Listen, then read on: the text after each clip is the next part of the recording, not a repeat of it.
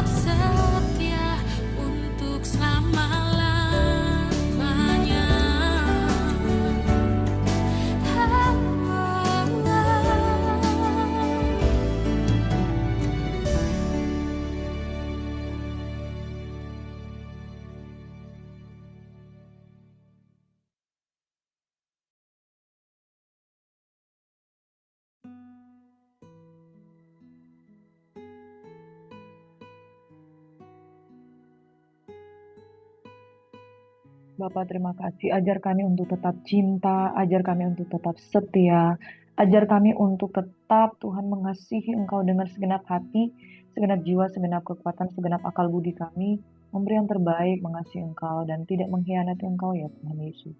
Kami bersyukur dan kami berdoa pada pagi hari ini, kami tetap mengasihi Engkau dengan segenap kekuatan kami. Di dalam nama Yesus Tuhan kami bersyukur, kami berdoa, sambut berkat firman-Mu pada pagi hari ini hanya di dalam nama Yesus kami berdoa.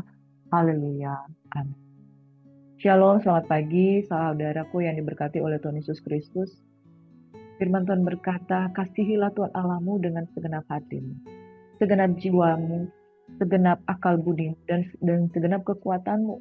Saudaraku yang diberkati oleh Tuhan Yesus Kristus, mencintai ukurannya adalah segenap. Mencintai ukurannya bukan setengah-setengah. Mencintai ukurannya bukan setengah hati, saudara. Sebab kalau orang setengah hati mencintai Tuhan, kemungkinan dia untuk tidak setia itu sangat besar. Kemungkinan dia untuk meninggalkan Tuhan itu sangat besar. Kemungkinan dia untuk kemudian melupakan perjanjian, keterikatan cintanya dengan Tuhan itu sangat besar. Saudaraku yang diberkati oleh Tuhan Yesus Kristus, ukuran kasih kepada Tuhan itu adalah segenap. Sebab Yesus juga memberikan segenap hidupnya hanya untuk kita. Dia memberikan segenap jiwanya, bukan cuma jiwa, tapi segenap tubuhnya. Segenap whole life-nya dia. Amin. Segenap jiwa, segenap hati, segenap tubuhnya diserahkan bagi orang-orang yang mengasihi dia. Bapak Ibu yang diberkati oleh Tuhan Yesus Kristus, cintailah Tuhan dengan segenap hatimu. Ukuran untuk kita mengasihi Tuhan itu ada bisa kelihatan dari sikap dan perbuatan kita. Ukuran itu dilihat bahwa apakah kita setia, apakah kita sungguh-sungguh mengikuti Tuhan dengan segenap jiwa kita, melayani Tuhan dengan penuh kesungguhan, atau hanya sekedar saja. Bapak Ibu Saudaraku yang diberkati, kalau kita setengah hati, lalu kita buka celah, dan kemudian kita mengizinkan welcome dosa masuk di dalam kehidupan kita, maka saudaraku yang diberkati, kemungkinan kita dapat mengkhianati Yesus, dan kemudian kita dapati lagi, kita bukan lagi hamba Kristus, melainkan hamba dosa. Nah, saudaraku yang diberkati oleh Tuhan Yesus Kristus, mari kita belajar bahwa orang-orang yang dekat dengan Yesus, kadangkala belum tentu dia sungguh-sungguh mengenal, bahkan mengasihi dia dengan segenap hatinya. Itu sebabnya ukuran untuk mengasihi Tuhan itu adalah segenap hati, segenap jiwa, segenap kekuatan, segenap akal budi kita. Jangan biarkan ada celah yang terbuka, supaya iblis tidak mengambil kesempatan. Firman Tuhan berkata, jangan beri kesempatan kepada iblis. Sebab iblis sekalipun dia tidak memberi kesempatan, di dalam Lukas 4 dan Matius 4 dikatakan, iblis mundur lalu mencari waktu yang baik untuk kembali mencobai Yesus. Sedangkan Yesus adalah anak Allah, dicobai oleh iblis. Dan ketika dia mencobai dengan 3 pencobaan, saudara, Yesus tidak goyah sedikit pun, tapi iblis mundur dan mencari waktu yang baik. Bapak Ibu Saudaraku yang diberkati oleh Tuhan Yesus Kristus, sehebat-hebatnya kita di dalam kesetiaan kita mengiring Tuhan, iblis ada di sekeliling kita seperti singa yang mengaum-ngaum, yang siap menelan orang yang dapat diterkamnya. Yang dapat diterkamnya, ada yang tidak dapat diterkamnya. Sebagaimana Yesus, dia tidak dapat dicobai karena dia tidak membuka celah. Tetapi anak-anak Tuhan, ada banyak yang mencintai Tuhan dengan segenap hati, tetapi pada waktu yang baik, pada waktu yang tepat, ada celah yang terbuka, iblis dapat masuk kemudian memberikan satu intimidasi. Lalu terjadilah yang namanya pencobaan kecil. Pencobaan kecil, kemudian ketika dia melihat ke peluang, dia masuk dalam pencobaan yang lebih besar. Akibat dari celah yang terbuka kecil, iblis lalu mulai mencuri sukacita, mencuri damai sejahtera, mencuri kesetiaan, lalu mencuri waktu kita, kemudian mencuri banyak hal dalam kehidupan kita. Akibatnya Yohanes 10 ayat 10a, iblis datang untuk mencuri, membunuh, dan membinasakan. Namun terpujilah kasih karunia di dalam Tuhan Yesus Kristus. Tuhan datang untuk memberi hidup, dan hidup di dalam segala kelimpahan. Diberkatilah orang yang sungguh-sungguh menjaga hatinya. Jagalah hatimu dengan segala kewaspadaan, karena dari situlah terpancar kehidupan. Orang yang menjaga hati, orang yang menjaga hidup, orang yang menjaga dirinya dari kehidupan yang tercela, tidak akan dapat digoyahkan oleh iblis. Tetapi orang yang membuka celah, sedikit saja, firman Tuhan katakan di dalam kitab Kejadian, Waspada, dosa sudah mengintip di depan pintu. Ketika dia melihat engkau mulai emosi, ketika dia melihat engkau mulai mata keranjang, ya, dari mata turun ke hati. Orang kalau berzina, tidak langsung tiba-tiba dia berzina. Mulai dari keinginan, mulai dari perasaan, mulai dari kata sayang-sayangan. Kemudian mulai dari mata turun ke hati. Dan kemudian berbuahlah dosa. Daud ada di suatu rumah. Pada waktu raja-raja turun berperang, dia memilih untuk ada di suatu rumah, kemudian matanya tertuju kepada seorang perempuan yang sedang mandi. Dari mata turun pada keinginan. Dari keinginan, dia suruh wanita itu dipanggil dan kemudian dia mendekati. Kemudian terjadilah yang namanya perzinahan.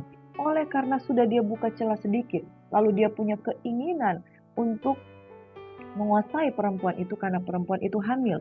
Dia takut ketahuan, maka dia punya rencana permufakatan untuk kemudian menjebak suami dari Batsheba yaitu Uria. Sampai kemudian Uria ditaruh di bagian terdepan di peperangan dan dia menyuruh pasukannya mundur. Akibatnya Uria mati.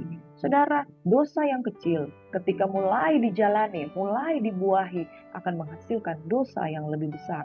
Dan akibat dosa yang lebih besar muncul dusta dan lain sebagainya. Dan malapetaka yang lebih besar lagi oleh karena dosa. Bapak Ibu Saudaraku yang diberkati oleh Tuhan Yesus Kristus, di dalam rumah tangga celah sekecil apapun akan menjadi besar kalau kita tidak membiarkan Roh Kudus untuk memulihkan keadaan kita.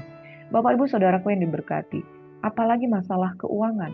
Kalau kita tidak setia dengan perkara kecil, maka kita juga tidak dapat setia dengan perkara besar. Kalau kita belajar memakai uang kecil di dalam pelayanan, maka kita akan belajar untuk memakai uang besar di dalam pelayanan. Dan bahaya dari orang yang memakai uang di dalam pelayanan, maka dia akan jatuh di dalam berbagai-bagai macam kejatuhan di dalam dosa keuangan. Pagi hari ini kita akan belajar dari kebenaran firman Tuhan dari seorang yang sangat dekat dengan Yesus. Orang yang mencium belum tentu mencintai. Orang yang mencium jangan-jangan dia seorang yang mengkhianat. Belajar dari kesalahan dari Yudas Iskariot, saudaraku yang diberkati di dalam Matius 26 ayat 14 hingga ayat yang ke-25. Belajar dari kesalahan Yudas Iskariot, kita melihat di sini kebenaran firman yang kita baca bersama-sama. Yudas mengkhianati Yesus. Kemudian pergilah seorang dari ke-12 murid itu yang bernama Yudas Iskariot kepada imam-imam kepala. Dia berkata, "Apa yang hendak kamu berikan kepadaku, supaya aku menyerahkan dia kepada kamu?" Mereka membayar 30 uang perak kepadanya. Dan mulai saat itu, ia mencari kesempatan yang baik untuk menyerahkan Yesus. Saudara, tidak dikatakan di sini tentang maksud dari para imam itu kepada Yudas, apakah mereka hanya ingin bertemu Yesus, apakah hanya ingin bercakap-cakap dengan Yesus, apakah mereka hendak menangkap Yesus atau membunuhnya. Tetapi satu hal bahwa Yudas memberikan satu janji untuk menyerahkan Yesus. Saudara, tidak peduli apa yang para imam rencanakan bagi Yesus, Yudas Iskariot sudah dikuasai hatinya oleh uang. Dia rela menyerahkan gurunya kepada para imam kepala. Bahkan dia bertanya, kalau saya menyerahkan dia, kamu beri apa? Di situ terjadi negosiasi. Uang yang jadi persoalan di situ. Lalu dia mulai mencari kesempatan yang baik untuk menyerahkan Yesus. Nah, saudaraku yang diberkati di dalam Yohanes 12 ayat 5 dan 6, ketika seorang memberikan minyak narwastu, mencurahkan minyak narwastu kepada Yesus, dia katakan, minyak semahal itu dibuang-buang percuma, padahal hasilnya bisa dijual dan diberikan kepada orang miskin. Tapi sungguhnya ayat firman Tuhan itu mencatat bahwa itu sebetulnya karena Yudas suka menggunakan uang karena dia orang yang memegang kas. Di dalam Yohanes 13 ayat 9, mereka tahu bahwa Yudas itu seorang yang memegang kas. Dan mereka tidak tahu bahwa hatinya sudah mulai dikuasai oleh uang. Hati-hati dengan orang yang memegang keuangan. Hati-hati dengan orang yang menjadi bendahara-bendahara. Dia akan memegang uang itu kalau tanpa kejujuran. Dia akan terjebak dengan cinta akan uang. Akar segala kejahatan adalah cinta akan uang. Mungkin kita tidak tahu Yudas Iskariot itu sudah memiliki hutang kecil. Lalu dia mulai memakai uang kas. Dan dikatakan dia memakai uang kas. Hatinya terjerat oleh keuangan. Orang yang punya celah, sekalipun dia kelihatan berdekatan secara fisik, tapi tidak dengan hati. Secara fisik dia dekat dengan Yesus, tetapi hatinya jauh daripada Yesus. Kenapa? Karena sudah ada celah dosa. Akar segala kejahatan adalah cinta akan uang. Saudara yang diberkati, jangan beri peluang sedikit pun kepada iblis. Jangan beri kesempatan pada iblis. Sebenarnya ukuran seseorang mampu untuk meninggalkan kesetiaannya itu bisa terukur dari caranya yang mulai jatuh dalam dosa. Itu tidak bisa dipercayakan keuangan di dalam pelayanan. Orang yang sudah kita tahu dia suka pakai uang, jangan pernah dipercayakan keuangan gereja, keuangan pelayanan.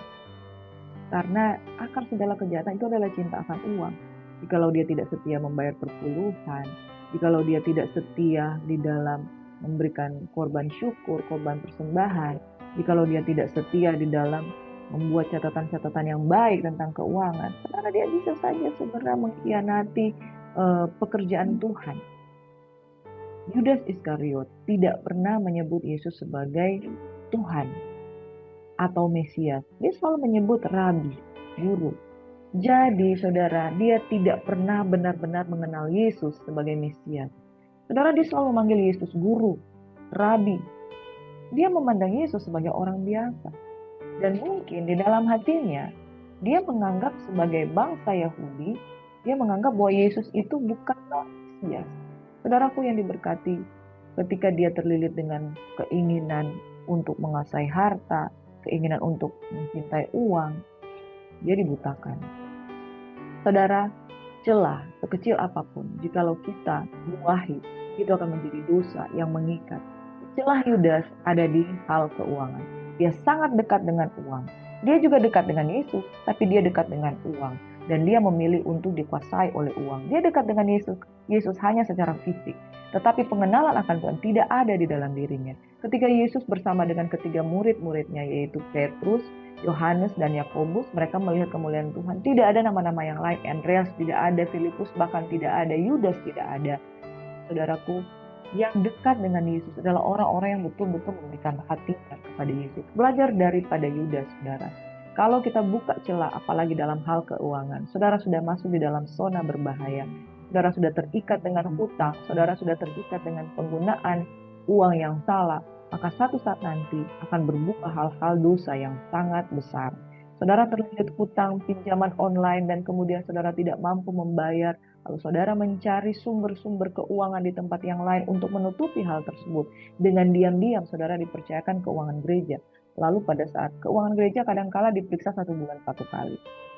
Ketika diperiksa 1 bulan 1 kali, uang kasnya masih ada. Padahal saudara sudah pakai uang itu dan pinjam dari orang lain, kemudian saudara pinjam misalnya 10 juta. Pinjam dulu ya, untuk membuktikan uang ada di tangan saya. Lalu kemudian saudara buktikan kepada auditor, uangnya ada kok. Padahal uang itu bukan uang kas gereja lagi. Anda sudah pinjam dari orang lain untuk menunjukkan di tengah-tengah auditor bahwa uangnya masih ada. Lalu kemudian setelah audit selesai, saudara kembalikan dan uangnya tidak ada. Saudara, bukankah itu adalah Yudas Iskariot? Orang-orang yang mulai buka celah di dalam hal keuangan. Dasarnya apa? Mungkin ada pembelaan diri, kan saya butuh, kan saya perlu, saya pakai dulu ini saya ganti. Saudara, mulai dari perkara kecil, maka akan dibuahi dosa yang lebih besar tentang masalah keuangan. Saya menyarankan kalau saudara sudah pernah memakai uang pelayanan, saudara harus segera menggantinya dan jangan pernah berbuat dosa lagi di dalam masalah keuangan. Karena saudara akan tergerus dengan kebutuhan. Kebutuhan semakin besar, dosa Anda dengan uang pelayanan akan semakin besar, maka kemiskinan itu akan melanda jauh lebih hebat. Jangan sampai sama seperti Yudas Iskariot, oleh karena dia tidak bermaksud menjual Yesus, tetapi dasarnya adalah karena kebutuhan dan suka memakai uang kas. Dia harus menggantinya. Dia pikir, ini uang saya harus ganti. Dengan cara apa? Menjual Yesus. Saudara, dosa kecil akan berbuah pada dosa yang lebih besar. Yudas mengkhianati Yesus sudah dinubuatkan dari Mazmur 41 ayat 10 dan juga Zakaria 11 ayat 13. Bahkan sahabat karibku yang kupercayai yang makan rotiku telah mengangkat tumitnya terhadap aku. Dinyatakan di dalam Yohanes 13 ayat 18 itu digenapi. Bukan tentang kamu semua aku berkata, aku tahu siapa yang telah kupilih. Tetapi haruslah genap nas ini. Orang yang makan rotiku telah mengangkat tumirnya terhadap aku. Zakaria 11 ayat 13. Tetapi berfirmanlah Tuhan kepadaku, serahkanlah itu kepada penuang logam, nilai tinggi yang ditaksir mereka bagiku. Lalu aku mengambil ke-30 uang perak itu dan menyerahkan kepada penuang logam di rumah Tuhan. Hal ini menggambarkan bahwa akan ada satu ketika tentang persoalan 30 keping perak tersebut. Yaitu Yudas yang mengkhianati Yesus. Saudara, kita lanjut di dalam Matius 26 ayat 17 hingga 25. Pada hari pertama di hari raya roti tidak beragi, datanglah murid-murid Yesus kepadanya dan berkata, di mana engkau kehendaki kami mempersiapkan perjamuan Paskah bagimu? Jawab Yesus, pergilah ke kota kepada si Anu dan katakan kepadanya, pesan guru, waktuku hampir tiba di dalam rumah mula aku mau merayakan Paskah bersama dengan murid-muridku. Lalu murid-muridnya melakukan seperti yang ditugaskan Yesus kepada mereka dan mempersiapkan Paskah. Setelah hari malam, Yesus duduk makan bersama-sama dengan ke-12 murid itu. Dan ketika mereka sedang makan, ia berkata, aku berkata kepadamu, sesungguhnya seorang di antara kamu akan menyerahkan aku. Dan dengan hati yang sedih, mereka berkatalah seorang demi seorang kepadanya, bukan aku ya Tuhan. Ia menjawab, dia yang bersama-sama dengan aku, mencelupkan tangannya ke dalam pinggan ini. Dialah yang akan menyerahkan aku. Anak manusia memang akan pergi sesuai dengan yang ada tertulis tentang dia. Akan tetapi celakalah orang yang olehnya anak manusia itu diserahkan. Adalah lebih baik bagi orang itu sekiranya ia tidak dilahirkan. Yudas yang hendak menyerahkan itu menjawab, katanya, bukan aku, ya Rabi, kata Yesus kepadanya, engkau telah mengatakannya. Bapak Ibu Saudaraku yang diberkati oleh Tuhan Yesus Kristus, bahkan ketika Yudas tahu bahwa dia sudah berencana untuk menyerahkan Tuhan, dia masih menyangkal, bukan aku ya Rabi. Lihat bagaimana dia memanggil Yesus, dia memanggil Yesus Rabi. Pada perjamuan Paskah, saudara, ketika mereka sedang duduk makan bersama-sama dengan ke-12 murid lainnya, ya, ada orang yang memang sudah punya niat sebelumnya untuk menyerahkan Yesus karena 30 uang keping perak. Dan Tuhan mengetahuinya, tetapi dia masih menyangkal juga di hadapan Tuhan. Saudara, orang yang membuka celah terhadap apapun dia pasti akan dikuasai oleh dosa dusta. Dia pasti akan melakukan penyangkalan. Saudara, dari mana awal orang pertama kali melakukan penyangkalan? Karena hatinya sudah buka celah. Dusta adalah ciri khas diabolos atau iblis, karena dia adalah bapa dari segala pendusta. Jadi saudara bisa mengukur, kalau orang sudah mulai menjadi pendusta, berarti dia sudah menjadi hambanya iblis. Ketika Yudas berdusta, dia sudah menjadi hambanya iblis. Dia sudah cinta akan uang, dia sudah berdusta, dan dia sudah menukar perjanjian, yaitu 30 uang keping perak dia akan dapatkan jikalau dia menyerahkan Yesus. Saudaraku, jikalau seseorang berani menukar imannya terhadap sesuatu, dia sudah menjadi hambanya iblis. Dari Yudas Iskariot ada beberapa hal yang kita harus belajar di sini untuk kita hati-hati. Dekat dengan Tuhan tidak hanya sekedar dekat dengan fisik. Dekat dengan fisik itu Yesus tidak ada di sini, saudara. Dekat dengan fisik yaitu ketika kita dekat dengan perkara-perkara rohani, dekat dengan pelayanan, menjadi bendahara kas gereja, menjadi seorang yang setia memimpin pujian, menjadi seorang singer, menjadi orang-orang yang kelihatan di tengah-tengah perhimpunan orang-orang yang melayani Tuhan. Itu dekat secara fisik. Firman Tuhan berkata bahwa bangsa ini memuliakan aku dengan bibirnya, tetapi hatinya menjauh daripadaku. Saudaraku yang diberkati oleh Tuhan Yesus Kristus, dekat dalam pengertian fisik, dalam pengertian visual, dia dekat dengan perkara-perkara rohani, tetapi sesungguhnya hatinya sangat-sangat jauh daripada Tuhan. Ada celah yang besar, ada celah yang terbuka, dan iblis siap untuk mengambil kesempatan untuk membinasakan orang yang seperti ini. Jadi saudara, jangan menjadi dekat karena secara fisik dan kelihatan oleh pandangan manusia, tetapi biarlah dekat dengan hati, dekat dengan segenap jiwa, segenap kekuatan, segenap akal budi kita mengasihi Tuhan. Belajar dari Yudas Iskariot yang mengkhianati Yesus. Yang pertama, celah dosa kecil ketika dibiarkan akan membuahkan dosa besar. Yudas suka memegang uang kas.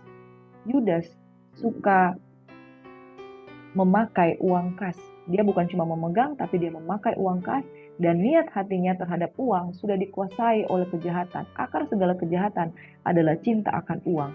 Oleh karena Yudas dekat dengan uang dan dia tidak menguasai dirinya, dia dekat dengan uang, dia dekat dengan Yesus, tetapi dia tidak melihat Yesus sebagai juru selamat. Dia melihat Yesus sebagai rabi, bukan sebagai Mesias. Dia melihat Yesus sebagai guru. Hanya dari penampakan luar dia dekat dan hatinya hanya kepada uang dan berkat. Nah, saudara, kalau kita mengikuti Tuhan, yang kita minta kepada Yesus hanya soal bagaimana Yesus menjawab doa kita, bagaimana Yesus membayar hutang kita, bagaimana Yesus mencukupkan kebutuhan kita. Saudara, kita tidak dekat dengan Yesus. Kita hanya dekat dengan berkat-berkatnya. Akar segala kejahatan adalah cinta akan uang. Dan Yudas terhisap, terseret dengan roh cinta akan uang. Yang ketiga, dosa membutakan, sehingga kita tidak tahu dampak dosa yang kita perbuat. Yudas pikir, toh saya hanya menyerahkan Yesus. Saya tidak membunuh Yesus. Saya tidak punya niat jahat terhadap Yesus. Tapi saudara, Yudas menjadi satu alat yang dipakai oleh imam-imam kepala. Jadi secara langsung dia bukan pembunuh Yesus. Secara langsung dia tidak melakukan inisiatif untuk menyalibkan Yesus. Tapi dia adalah pintu terhadap iblis untuk iblis menyesah Yesus, menyalibkan Yesus, membunuh Yesus. Saudaraku yang diberkati, kaki tangan dari imam-imam kepala adalah Yudas. Dan orang yang mudah diperalat, dia mungkin tidak secara langsung melakukan pembunuhan. Di dalam pembunuhan berencana, saudara, orang-orang yang terlibat saja itu bisa dikategorikan tersangka, terdakwa, yang bersalah di dalam melakukan pembunuhan. Jadi kaki tangan dari imam-imam kepala ini adalah Yudas. Saudaraku yang diberkati, dia tidak menyadari. Dia hanya memerlukan 30 uang keping perak itu. Dia tidak niat untuk membunuh Yesus. Saudara, niat atau tidak niat, tetapi terlibat, maka itu adalah kejahatan. Makanya Yudas disebut sebagai pengkhianat. Dosa membutakan, sehingga kita tidak tahu dampak dosa yang kita perbuat. Yudas menyesal dan bunuh diri karena dia telah menyerahkan Yesus. Hatinya tidak tahan bahwa dia adalah alat dan kaki tangan dari pembunuh-pembunuh Yesus. Dan dia tidak menyadari itu dari awal. Dia hanya menginginkan uang itu. Demikian pula perenungan bagi kita, saudara. Kita hanya menginginkan perkara kecil mungkin dari kejahatan yang kita perbuat. Tapi dampaknya terlalu besar. Pengkhianatan selalu diawali dengan dosa yang disengaja. Saudara yang diberkati oleh Tuhan Yesus Kristus, kalau tidak sengaja, tidak mungkin terjadi pengkhianatan. Kenapa bisa terjadi dosa yang disengaja? Ya karena dari awal ada celah dosa. Suka memakai uang pelayanan, suka tidak setia di dalam pelayanan, dan tidak memandang Yesus sebagai juru selamat. Dia hanya memandang Yesus sebagai manusia, yaitu rabi dan guru. Kemudian dia dikuasai oleh dosa. Lalu terjadi pengkhianatan yang begitu besar. Demikian pula perselingkuhan tidak terjadi oleh karena tidak sengaja. Karena buka celah terjadi dosa yang tidak sengaja. Lalu karena dosa yang disengaja mulai muncul kesadaran untuk mengkhianati secara sadar. Yang kelima, orang yang dekat tidak menjadi jaminan bahwa ia sungguh-sungguh mengenal. Dekat secara fisik dengan pelayanan tidak menjadi jaminan bahwa engkau sungguh-sungguh mengenal Yesus. Tetapi orang yang sungguh-sungguh dari hatinya mengenal Yesus, maka dia betul-betul sungguh mencintai Tuhan. Yang keenam, saudara, jatuh di dalam dosa bukanlah keinginan orang yang percaya kepada Yesus, tapi penyesalan selalu datang terlambat. Diawali dengan buka celah, kemudian dikuasai oleh dosa, lalu mengkhianati dengan sengaja, akhirnya penyesalan terjadi. Tanpa pertobatan, hidup akan binasa. Yudas memang menyesal, tetapi penyesalan itu dia buang. Dia sempat membeli uang membeli tanah dengan uang tersebut, tapi kemudian dia lemparkan uang itu, dan tanah itu disebut tanah darah, dan dia menyesal lalu pergi menggantung diri. Saudaraku, murid-murid Yesus, salah satu yang dosanya paling besar Yudas. Tapi yang kedua, Petrus juga pernah menyangkal Yesus. Tetapi Petrus mengalami perubahan yang signifikan karena dia melakukan pertobatan yang sejati, yaitu dia betul-betul menangis dan menyesali dosa-dosanya. Ketika Yesus memberikan pertanyaan, Petrus, Simon, gembalakanlah domba-dombaku. Dia menangis dan kemudian dia menjadi seorang yang sungguh-sungguh mencintai Tuhan. Dan dia berkhotbah, 3.000 orang bertobat. Dan dia menulis kitab-kitab 1 Petrus 1, 1 Petrus 2, saudara. 1 Petrus ya, itu menggambarkan tentang kamulah bangsa yang terpilih, imamat yang rajani, bangsa kepunyaan Allah sendiri yang membawa kita keluar dari gelap kepada terang Tuhan yang ajaib. Jadi Petrus menulis ayat ini bahwa tetapi kamulah bangsa yang terpilih, imamat yang rajani, bangsa kepunyaan Allah sendiri yang telah membawa kita keluar dari gelap kepada terang Tuhan yang ajaib. Saudara, orang yang hidup di dalam kegelapan, hidup dalam dosa. Petrus juga tahu apa artinya kejatuhan, mengkhianati Yesus, menyangkal Yesus. Tapi dia tahu bagaimana harus kembali, yaitu dengan sungguh-sungguh bertobat. Tanpa pertobatan, hidup akan binasa. Yudas binasa tanpa dipulihkan sekali lagi karena dia memilih keputusan untuk menyesal tapi bunuh diri, bukan menyesal tapi bertobat. Perenungan pada pagi hari ini, pertobatan yang sungguh-sungguh itulah yang berkenan. Jangan bertobat dengan setengah hati, jangan beri kesempatan pada iblis, miliki pikiran Kristus dan pengenalan yang benar akan Dia. Karena saudara-saudara, kita manusia yang tidak sempurna, kita tidak sempurna dalam mengiringi Yesus. Demikian pula Petrus tidak sempurna dalam mengiringi Yesus. Dia pernah menyangkal Yesus, tetapi dia sungguh-sungguh bertobat dan dia menjadi seorang hamba yang betul-betul diurapi. Tuhan kiranya memberkati kita sebagai eklesia, mengenal Dia sebagai Mesias, mengenal Dia bukan sebagai manusia, dan miliki pertobatan yang sungguh-sungguh. Miliki pikiran Kristus, jangan beri kesempatan pada iblis. Setiap kali ada kesempatan, tutup kesempatan itu. Dan jangan dikuasai cinta akan uang, karena akar segala kejahatan adalah cinta akan uang. Karena kebutuhan, orang akan sanggup berhutang. Karena kebutuhan, dari hutang menjadi memakai uang. Dari memakai uang menjadi orang yang menyalahgunakan keuangan. Dari menyalahgunakan keuangan, dia akan menghalalkan segala cara untuk memenuhi kebutuhannya. Dan dia tidak peduli lagi apakah dia dosa atau tidak dosa. Dia jatuh di dalam dosa keuangan. Tuhan kiranya memberkati kita dengan hati yang teguh, hati yang kuat, hati yang setia, hati yang tidak menyalahkan keuangan, dan tetap setia melakukan yang terbaik bagi Tuhan. Mari kita berdoa. Ajar kami Tuhan tidak dikuasai roh cinta akan uang. Ajar kami tidak memberi kesempatan kepada iblis. Biarlah hati kami bertobat sungguh-sungguh dari pengalaman hidup kami yang lama. Kebutuhan menyusahkan dan menyesatkan. Jikalau kami dikuasai oleh hati yang tidak percaya kepada firman Tuhan bahwa Allah sanggup mencukupkan segala sesuatu yang kami perlukan. Kami berdoa orang-orang yang terikat dengan roh hutang, orang-orang yang terikat dengan kuasa kegelapan, yang menjadi akar-akar dosa di dalam kehidupannya.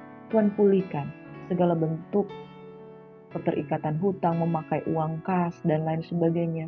Sebagaimana Yudas membuka celah dalam hal keuangan, dia dikuasai betul-betul oleh iblis.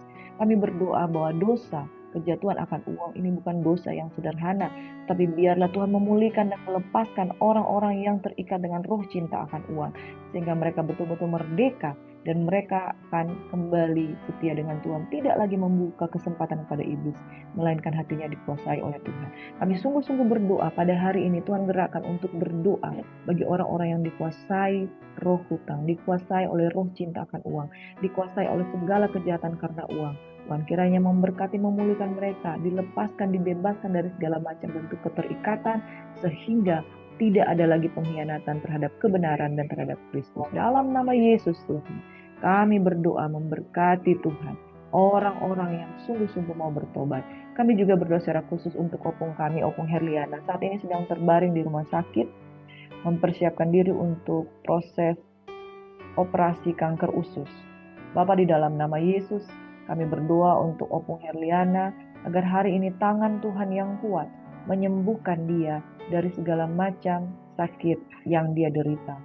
Tuhan memulihkan keadaannya, Tuhan memakai tangan-tangan dokter untuk menyembuhkan dan memulihkan keadaannya, dan kami percaya Opung Herliana mengalami jamahan lawatan Tuhan. Dia tidak takut, dia tidak mengalami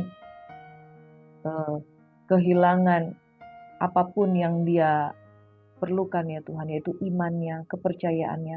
Dia ada di dalam Tuhan, dia kuat, dia teguh, dan dia beroleh kasih karunia demi kasih karunia. Tuhan meneguhkan dia, memberkati tangan-tangan dokter, menyembuhkan, memulihkan, dan segala sesuatu akan berjalan dengan lancar dari awal sampai akhir operasi. Dalam nama Yesus Tuhan kami berdoa memberkati Opung Herliana, dan memberkati juga rumah-rumah tangga muda yang sedang dalam pergumulan, agar Tuhan mengembalikan mereka pada kasih yang semula.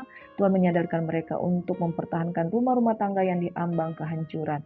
Tuhan kiranya memulihkan keadaan anak-anak muda yang dikuasai oleh berbagai-bagai macam ikatan. Di dalam nama Yesus, pergaulan yang buruk akan membawa pada kebiasaan yang membawa pada kebinasaan. Oleh karena itu kami berdoa memberkati anak-anak muda. Dipulihkanlah keluarga anak-anak muda ini, orang tuanya yang tidak lagi mau menerima dia karena mereka sudah meninggalkan rumah dan sebagainya. Tuhan memberkati, memulihkan keadaan anak-anak muda ini. Dalam nama Yesus, kami mohon berkat Tuhan yang spesial pada pagi hari ini.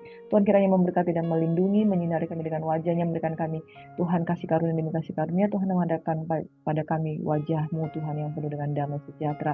Hingga hari ini kami menjadi lebih daripada pemenang. Dalam nama Yesus Tuhan kami berucap syukur. Haleluya. Amin. Tuhan memberkati saudaraku. Shalom and God bless you.